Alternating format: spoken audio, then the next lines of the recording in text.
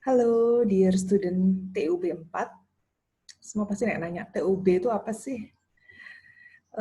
TUB itu adalah mata kuliah yang bernama Teknologi Utilitas Bangunan. Jadi, di kuliah itu membahas tentang structure dan utilitas. Khusus untuk perkuliahan TUB 4 ini, kita belajar tentang bentang lebar. Jadi hierarkinya ada TUB 1, 2, 3, dan 4. Nah, ini fokusnya kita ke TUB 4 atau ke bentang lebar. Di TUB 4 kali ini, di video ini untuk mendukung tugas reverse kalian. Ya. Kalau video sebelumnya bicara tentang space frame, kali ini kita akan bicara tentang shell, struktur shell. Oke, saya langsung aja share screen. Ya. Sebenarnya kalau kuliah konvensional, saya akan tanya ke kalian, dalam bayangan kalian apa sih shell, apa sih struktur cangkang itu? Kalau nggak ada yang mau jawab, saya tunjukin satu-satu supaya jawab ya. Tapi ini karena kuliahnya online, saya cuma bicara sendiri. Ya, benar banget. Kalau kita bayangin cangkang, shell, bayangin aja itu kerang, cangkang kerang. Seperti itu konsep strukturnya. Ya. Oke, kita langsung bahas aja. Agenda kita, sebentar saya lupa nih. Saya mau nyalain timer. Ya gini, kalau bikin video, kameramennya sendiri, bikin kontennya sendiri. Kadang-kadang ada yang kelupaan, ya sudahlah, nggak apa-apa. Yang penting substansinya tersampaikan. Agenda kita ada sistem struktur cangkang, prinsip-prinsip dasar struktur cangkang, dan aplikasi struktur cangkang. Ya. Jadi ini kalian yang mendapatkan tugas reverse shell atau cangkang, bisa perhatikan baik-baik. Tapi yang nggak dapat tugas ini ya tetap perhatikan yang baik-baik. Maksudnya, intinya, message-nya harus tersampaikan dengan jelas sistem struktur cangkang itu apa, dan kalian paham. Jadi ketika lulus TUB 4, itu paham tentang lebar. Oke. Di sini ada penjelasan deskripsinya. Cangkang adalah struktur tiga-dimensional yang kaku dan tipis yang punya permukaan lengkung. Permukaan cangkang mempunyai sembarang bentuk. Bentuk umum adalah permukaan bola, elips, kerucut, parabola, silinder, parabolik, dan konoid. Termasuk dalam kategori struktur permukaan bidang aktif. Beban yang diterima di bidang permukaan cangkang akan disalurkan melalui gaya menghasilkan tegangan geser, tarik, dan tekan. Jadi lengkap ya, geser, tarik, dan tegang. Nah, ini. Paling kiri kalian bisa lihat nih, telur. Ya. Telur itu seluruh kekuatannya di seluruh permukaan dari telur itu. Kemudian di anggota tubuh kita, tengkorak, atau katanya skull ya. Nah, ini strukturnya adalah di seluruh permukaan tengkorak. Itu totally beda banget dengan tulang punggung kita, ya kan? Kalau tulang punggung kita bisa bilang itu adalah rangka. Jadi ada yang berdiri, tulang punggung yang vertikal, kita bisa sebut itu kolom, kaki kita yang vertikal itu kolom, nah sedangkan yang sirip-siripnya, yang horizontal itu adalah baloknya, kalau misalnya metafornya tubuh kita. Nah ini kalau cangkang ya tengkorak metafornya. Terus kemudian kelapa, ini juga metafor dari cangkang itu. Bagaimana kelapa itu seluruh permukaannya melindungi bagian dalam dari buahnya. Oke, analogi yang lainnya bisa dari cangkang kura-kura, terus kemudian shell nih, ya kan? Dia tulangnya ada di luar. Jadi kalau kalian belajar biologi, ada invertebrata, vertebrata. Jadi makhluk bertulang belakang dan makhluk yang tidak bertulang belakang. Ya. Kemudian ada crab atau kepiting, ini juga struktur cangkang, ya. Terus jenis-jenis kerang, seashells gitu. Jadi konsep bentang lebar dengan seluruh bebannya di seluruh permukaan kulitnya. Berbeda dengan rangka. Kalau bebannya kan, kalau rangka ada di rangkanya, di kolom baloknya. Ini di seluruh permukaannya. Oke, next ya. Filosofi menyerupai kulit telur, tulang tengkorak, tulang tengkorak kepala, batok kelapa, dan kebalik ya, kelapa dan kepala.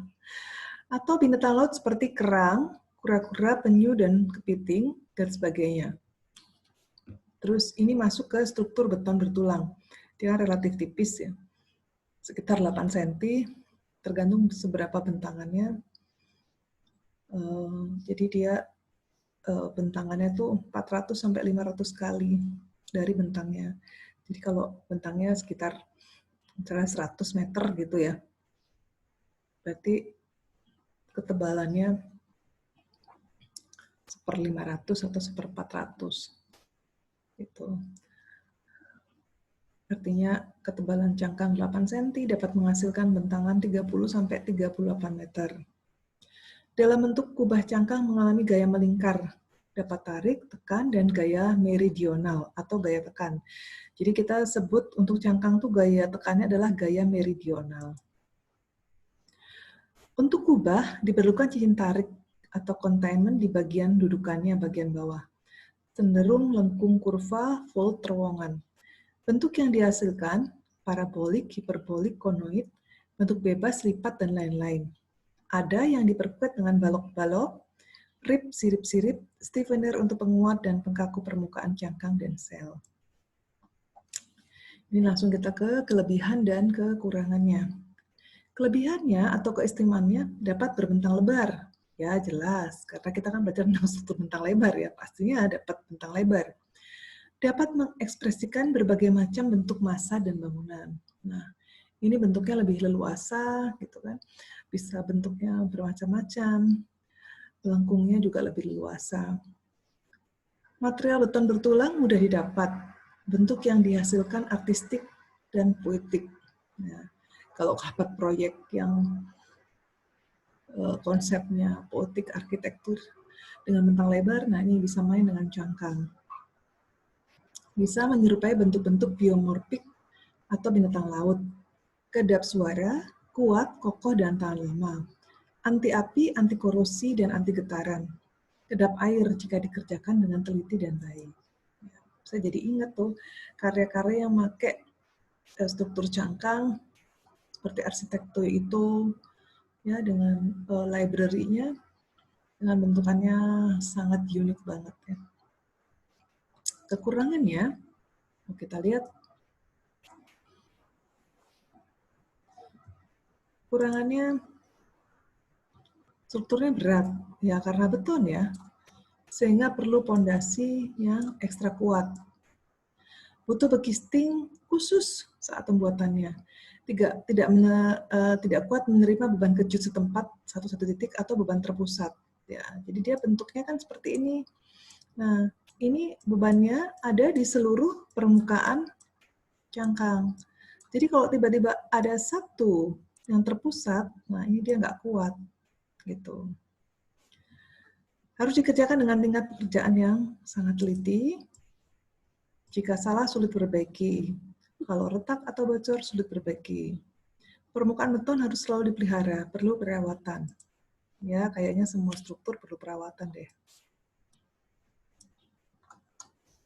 Nah, ini contoh bentukan dari cangkang atau shell ya. Seluruh permukaannya. Oke.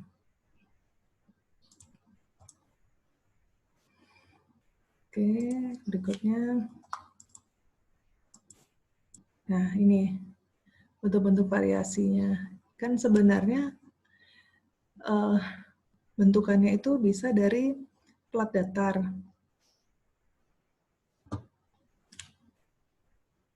Ya, kemudian mengalami lengkungan-lengkungan. Nah, ini bisa banyak variabel yang kalian bisa kerjakan, ya.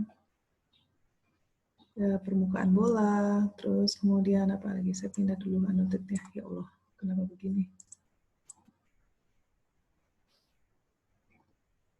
Nah, ini kita pindahin ke sini. Oke. Permukaan bola, eliptik, parabolik, kubah. Ini orangnya saya pindahin sini. Permukaan silinder, paraboloid, kubah berip, kubah geodesit, silinder lamela, silinder berip, konoid. Nah, ini. Oke. Berikutnya. Masih ingat tadi kan ada gaya meridional atau gaya geser. Ya. Nah, ini bisa dilihat.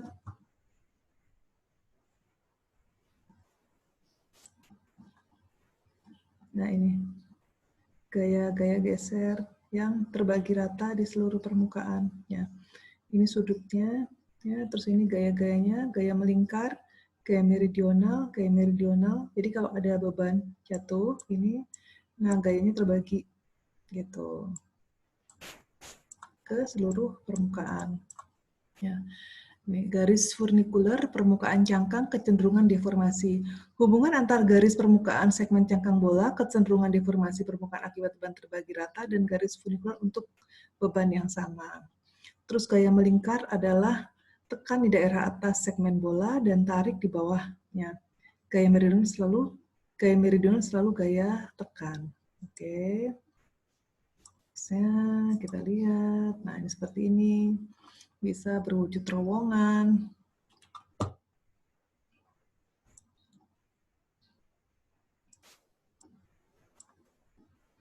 Nah, gaya lengkungnya ada di atas ini. Cangkang pendek dengan balok tepi. Jadi ada penguatnya atau ada baloknya, pengakunya. Seperti ini apabila cukup kaku. Nah, ya, ini pengakunya. Seandainya tidak ada pengakunya, dia kan tidak bisa bentuk seperti ini, nggak bisa bentuk. Nanti yang terjadi terus bisa melendut ya, kayak balet. Makanya ini sebagai pengaku. Nah, ini. Oke.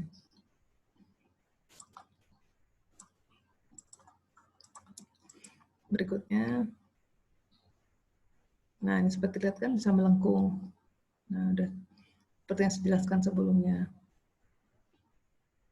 Oke.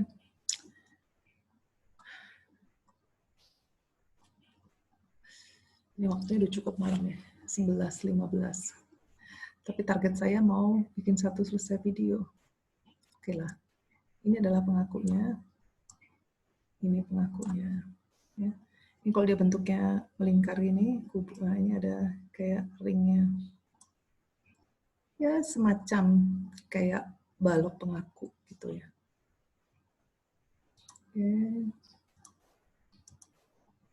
Nah, kemudian dia dari dalam ada gayanya, gaya menekan dari dalam. Apabila cincin ditarik, digunakan cincin harus menerus ke sekeliling cangkang. Apabila tidak demikian, maka cincin tersebut tidak bermanfaat dan akan ada tegangan berlebihan pada cangkang. Nah, jadi kayak, udah 12 menit, padahal baru ke berapa ini ya? Oke, kita lanjutin aja. Ini ada coakan, maka akan kekurangan. Maksudnya, pengakunya akan berkurang fungsinya. Cangkang apabila cincin tarik digunakan harus meneruskan, apabila tidak demikian tidak bermanfaat. Oke. Cangkang yang menggunakan cincin tarik dapat ditumpu oleh kolom-kolom karena di bawah cincin hanya ada gaya vertikal yang disalurkan ke tanah. Cangkang tanpa cincin tarik memerlukan penyokong. Oke. Jadi ada dua tadi ya. Cincin ya, kalau sudah pakai ini, nah ini sudah meneruskan ke gaya vertikal. Oke. Nah, tapi kalau nggak pakai cincin, harus ada sistem penyokongnya untuk meneruskan gaya vertikal. Tuh, ya ini udah.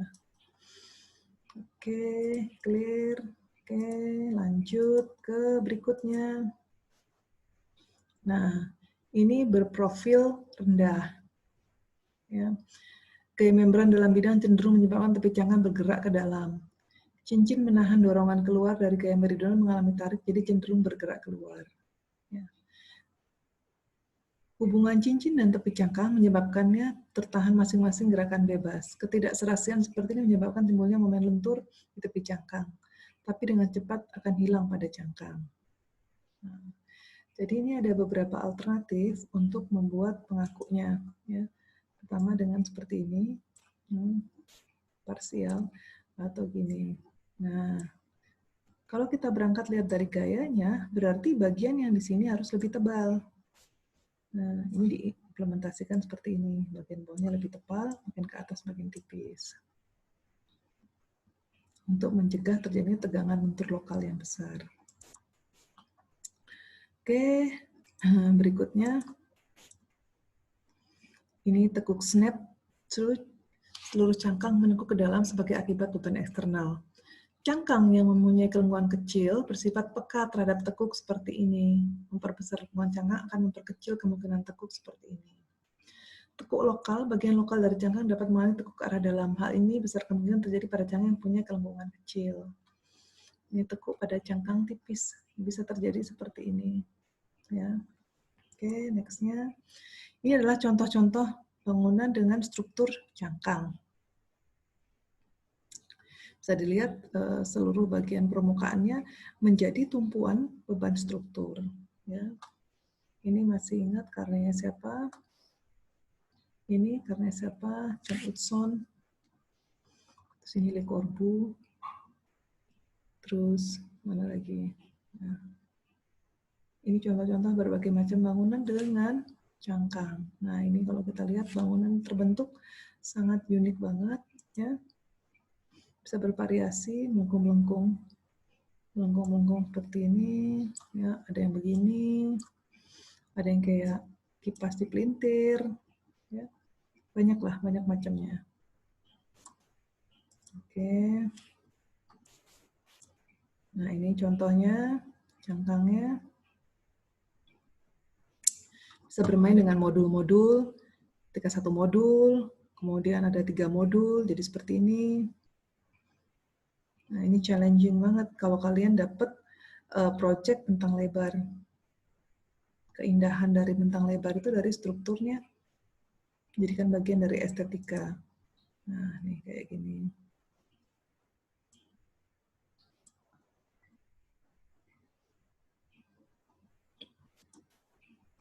Saya balik ke sini dulu ya. Oke. Ini. Bentuk dasarnya seperti ini. Nah, ini bisa dioptimalkan seperti ini. Nah, ini sistem strukturnya. Nah, yang dapat tugas reverse sistem struktur cangkang bisa mengadopsi dari sini. Nah, ini tipe-tipe sistem struktur cangkang. Ini bentuknya bisa macam-macam, lucu-lucu gitu ya.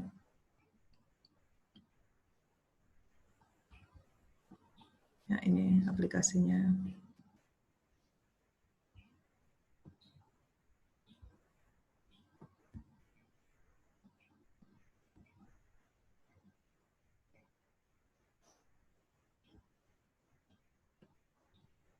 Ya, coba kita bahas sedikit.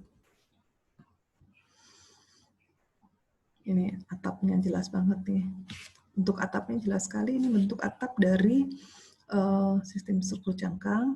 Nah, ini dari outdoor, kelihatan lucu banget ya. Dia melengkung-melengkung. Nah, kemudian ini indoornya seperti ini. Ada suasana dramatik ya dari eksplorasi bentang lebarnya. Nah, terus ini hybrid nih, Yamagata. Terus kemudian ini lapangan, ini juga pakai hybrid. Kayaknya sepertinya hybrid antara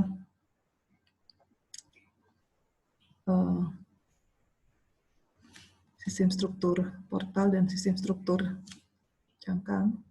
Nah, ini juga lucu banget nih. Ya. Bangunan di Switzerland. Nah, ini sistem cangkang. Jadi, intinya sistem cangkang itu kekuatannya di sini. Nah, ini pojok-pojokannya di struktur pondasinya. Terus berikutnya, nah ini kolam renang, ya, ini lucu juga, bisa dilubangin di atasnya. Terus, nah ini juga sistem cangkang.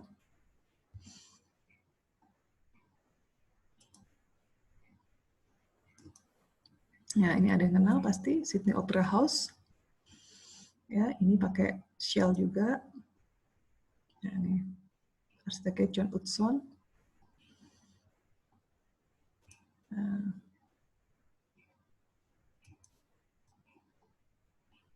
bisa dilihat.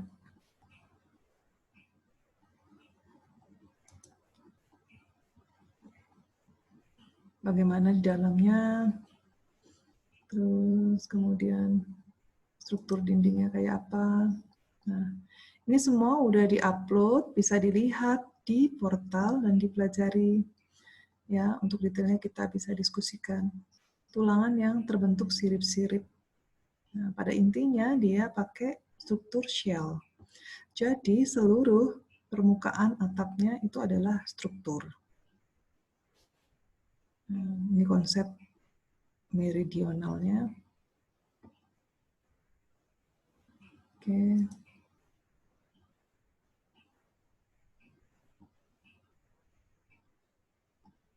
Ini udah ada analisanya, dan ini nggak boleh dipakai buat case study ya, karena udah dibahas. Dan kayaknya ini waktu tugas pertama sudah diambil buat case study.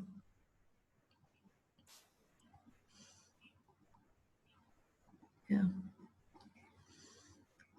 Tumpuan di saluran kolom mampu mengarahkan reaksi dan membran baik reaksi tekan ataupun tarik.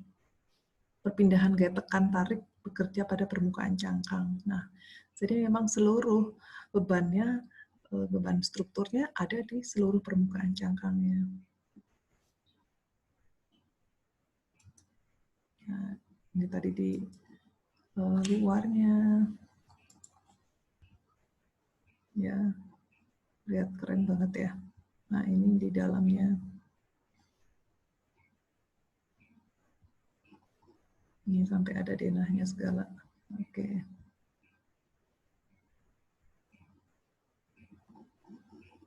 Nah, ini pembannya. Jadi konsep pembanannya, dia ada di seluruh permukaan, terus disalurkan satu ke fondasinya. Ini. Ya.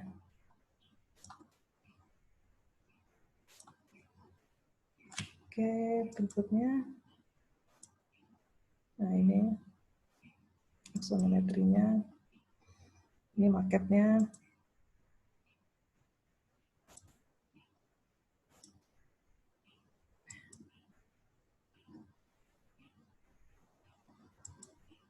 Ini sudah sangat detail banget.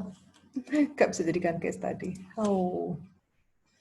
Akhirnya selesai 11.25.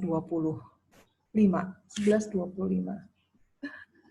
Wah, ternyata mempengaruhi kondisi mengajar saya. Ya. Tapi targetnya hari ini harus di-upload. Ya, ngejar target. Ya, supaya kalian cepat mengerjakan tugas. Dan saya pengen tugasnya yang keren ya, tugas reverse-nya yang keren. Oke, kalau ada pertanyaan, ada komentar, semua bisa jawab di komen. Komen di YouTube-nya oke, komen di portal juga oke, pasti akan saya jawab. Oke, thank you, stay safe, stay healthy.